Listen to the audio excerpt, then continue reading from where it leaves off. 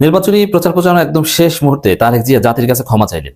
এই ক্ষমা চেয়ে তিনি বিএনপির 12টা বাজিয়েছেন, বিএনপির ভোট যা ছিল তাও কমিয়েছেন। আমি যে কথাটা বলি যে তারেক কথা বললেই বিএনপির ভোট কমে, বেচারার কপাল খারাপ।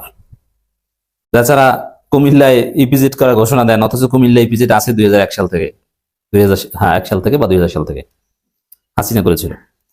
এরপরে এখন ঢাকার যাত্রাবাড়িতে বসে ঘোষণা দেন যে ড্যামরা ইপিজেড করা হবে, অথচ তার 6 কিলোমিটার 5.5 কিলোমিটার পরে আদমজি ইপিজেড। আর ড্যামরা ইপিজেড করার মতো কোনো জায়গা নেই। ইপিজেড মানে কি? Export processing zone. এটা জানেন তারেক? বাংলাদেশে কয়টা ইপিজেড আছে? ইপিজেডের কাজ কি এটা জানেন? মনে হয় না। আবার গ্যাসের খনি আবিষ্কার করে ঘরে ঘরে গ্যাস পৌঁছে দেবে। কতটা অবাস্তব এবং ফালতু প্রতিশ্রুতি দিতে পারে। তারেক যে জাতির উদ্দেশ্যে ভাষণ দিয়েছেন বিটিভিতে, আমিরে জামাতও দিয়েছেন, আমি এই দুইটার মধ্যে তুলনা করবো। তো তারেক জিয়ার ভাষণের মূল কথা যে আমরা অতীতে ভুলের জন্য দুঃখ প্রকাশ করছি, এর মানে ক্ষমা চেয়েছেন। দেখেন, রাজনীতিতে এই সময় এসে ক্ষমা চাওয়া এটা চলে না। এটা আরেকটা ভুল করলেন, বিএনপিকে আরেকটা বাস দিলেন, আত্মস্বীকৃত বাস। ওই যে আমরা দেখি এবং হাসি মজা পাই। বিএনপির এক বুদ্ধিজীবী আছে, একদম ইতর শ্রেণীর, রেজাউল করিম রনি, মানে ওই দাস মালিকের মতো। তারেকের মেয়ে, এদের একটু পা চাটতে পারলে, এদের পা ধোয়া পানি খেতে পারলে, এদের জুতা গায়ে দিতে পারলে খুশি। সেই রেজাউল করিম রনিকে, ওই ছেলেটাকে অনেকে টকশোতে ডাকে। গরিব একটা ছেলে, ওর কিছুই নাই, টাকা পয়সাও নাই, ওই দালালি করে খায়, চাটে। বিএনপি ক্ষমতা আসলে কিছু একটা পদ পদবি পাবে, এই জন্য এইসব চাটে। রেজাউল করিম রনি বলছে যে জামাত বিএনপিকে ডিবেটে ডাকছে, তারেক জিয়াকে ডিবেট করতে পারলেই তো তাদের লাভ। তারা ছোট ছোট অংশ কেটে কেটে ভিডিও বানাবে, ফটো কার্ড বানাবে, তারপরে বলবে যে বিএনপি অশিক্ষিত, কি খ্যাত সাপড়ি দেখছো। মানে নিজেরা নিজেদের বাস দিচ্ছে কিভাবে, মানে যা ঘটবে ওইটা বলে দিচ্ছে। তার মানে ডিবেট করে যা অর্জন করতে, ওটা ওই রেজাউল করিম রনি নিজে অর্জন করে দিয়েছেন, যে বিএনপি সাপড়ি দল। এটা প্রমাণ করে, মানে প্রমাণ করা লাগবে না ভাই, বিএনপি এমনি সাপড়ি দল। এইভাবে বিএনপি নিজেরা নিজেদেরকে বাস দিচ্ছে। এখন তারেক জিয়া দুঃখ প্রকাশ করেছেন অতীতের ভুলের জন্য। এখন অতীতের বিশেষ করে 2001 থেকে 2006 এর জন্য, 2001 থেকে 2006 ওই শাসন আমলের সবচেয়ে বড় ভুল ছিল বা বড় বিষয় ছিল বিএনপি দুর্নীতিতে দেশকে বিশ্ব চ্যাম্পিয়ন বানিয়েছে বেশ কয়েকবার। তাহলে এখন ওইটার জন্য ক্ষমা চান। এর অর্থ হলো যে বিএনপি এখন আত্মস্বীকৃত দুর্নীতিতে বিশ্ব চ্যাম্পিয়ন। দেখেন, এটা রাজনীতি, এটা মা ছেলে মা বাবা সম্পর্ক নয়। অতএব আপনাকে কেন ক্ষমা করবে? না, ক্ষমা করার প্রশ্ন আসে না। এটা ক্ষমা করার বিষয় নয়। এটা সন্তান ভুল করলে মা বাবা ক্ষমা করে দেয়, কিন্তু এটা রাজনীতি, এটা মাল্টি পার্টি ডেমোক্রেসি। এখানে আপনার চাইতে অনেক যোগ্য লোক বসে আছে।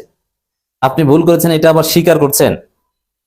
এই স্বীকার করার কারণেই তো ভোটাররা বলে যে না, এ তো আসলেই ভুল করেছে, এ তো দুর্নীতি বিশ্ব, এ তো হাওয়া ভবন, এ তো 21 আগস্ট গ্রেনেড হামলাকারী, এ জঙ্গিবাদের উত্থানকারী।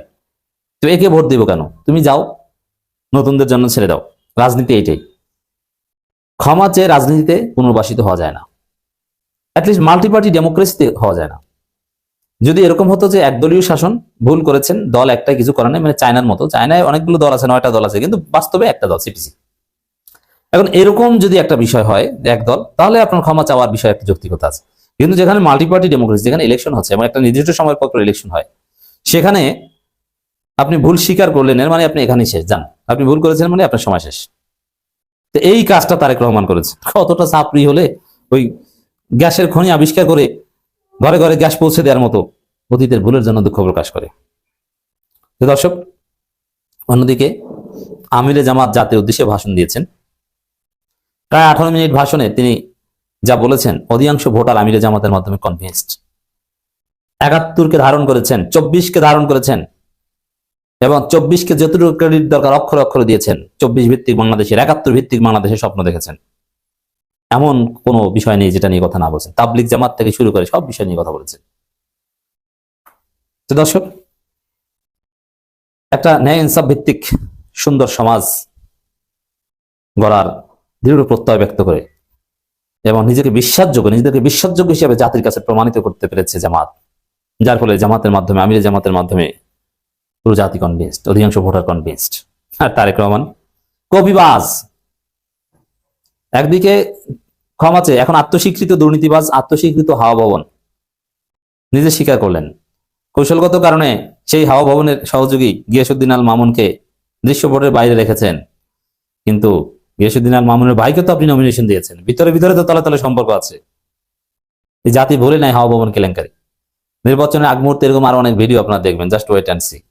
কি তারেক কি? তো এই ছেলেটা পুরো নির্বাচনী প্রচার প্রচারণায় ব্লান্ডার করে বিএনপিকে ডুবিয়েছে, শেষে এসে ক্ষমা চেয়ে বাকিটা ডুবিয়েছে। এখানে ক্ষমার কোনো বিষয় না। আপনি ভুল করেছেন, আপনি চলে যান। ভুল করেন নাই, কি করেছেন ওইটা বলেন, অথবা ভুল করে থাকলে নতুন ভাবে কি দিতে পারবেন ওইটা বলেন। আপনি এসেছেন অতীত নিয়ে ভুল চাইতে, না আপনি ধরা খেয়েছেন। দর্শক, তরুণরাই পারবে আগামী নতুন বাংলাদেশ গড়তে, এবং তারুণ্য ভিত্তিক প্রতিশ্রুতি পুরো জেনজিকে জামাত ম্যানেজ করেছে। তরুণ তরুণীরা সবাই এখন দাঁড়িপাল্লার পক্ষে, নট বিএনপির পক্ষে। দর্শক, বিএনপির ইশতেহারে যে কপি পেস্ট এবং বৈপরীত্য, উপরে উপরে বলে গণভোটে হ্যাঁ, আবার ইশতেহারে গণভোটে না, সবকিছু ফাঁস হয়ে গেছে এই তারেকের কারণে। সবার আগে বাংলাদেশ, এই স্লোগানটা হচ্ছে এবি পার্টির, কপি করেছে, কপিবাজ। 2001 সালের যে তাদের ইশতেহার, সেই ব্যারিস্টার মওদুদরা যেটা করে দিয়ে গেছেন, ওই ইশতেহার কপি পেস্ট করে দিয়েছেন তারেক রহমান। অনেক কিছু হুবহু, এই ন্যায়পাল গ্রহণ করবো, অমুক তমুক। ন্যায়পাল কি এটা তারেক রহমান বলতে পারেন? জানেন? জানার কথা তো না। আয়েশা রাদিয়াল্লাহু আনহু না আনহা, হযরত আয়েশা না আয়েশা রাদিয়াল্লাহু আনহা, এটা উচ্চারণই করতে পারে না।